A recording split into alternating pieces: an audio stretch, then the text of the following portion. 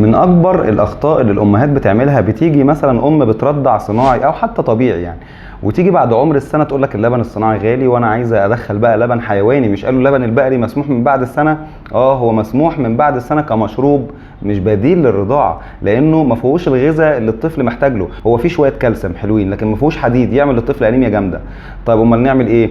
والله لو حضرتك بترضعي صناعي ومش قادره على مصاريفه، وانا حتى لو قادره على مصاريفه بقول لك كفايه لبن صناعي، افطمي اللبن الصناعي عند السنه وترمي الببرونه، مش تروحي تحط لي فيها لبن بخيره ولا لبن جهينه. لا، اللبن البقري او الجاموسي حتى من بعد السنه مسموح، زي حاجات كتيره بنبدا نقول مسموحه على سبيل اللي هو ايه يعني، مشروب زي عصير البرتقال والجوافه. لكن ما ينفعش اقعد ارضع طول النهار طفل ماسك طول النهار ببرونه وحاطه لي فيها لبن مراعي مثلا. ده كده انت بتعملي له انيميا، انت كده بتضريه. خلاص، فيعني يا ريت نفهم النقطه دي كويس جدا. اللبن العادي مسموح من بعد السنه صح، ولكن كوبايه واحده واخر النهار، بقول كوبايه مش ببرونه، واخر النهار عشان بيسد الشهيه وما فيهوش الغذاء الكافي. في امهات بقى بتغلط غلطه ثانيه، تحط شاي على لبن. طب انت اللبن فيه شويه كالسيوم حرقتيهم بالشاي، الشاي ده بيتحط على اي حاجه بيبوظها. يعني لما اشرب شاي ده بياخد الحديد يعمل لي انيميا، لما احط شاي على اللبن انا كده حرقت شويه الكالسيوم اللي في اللبن. فيا ريت نركز. هترضعي لبن عادي كده انت بتضر طفلك.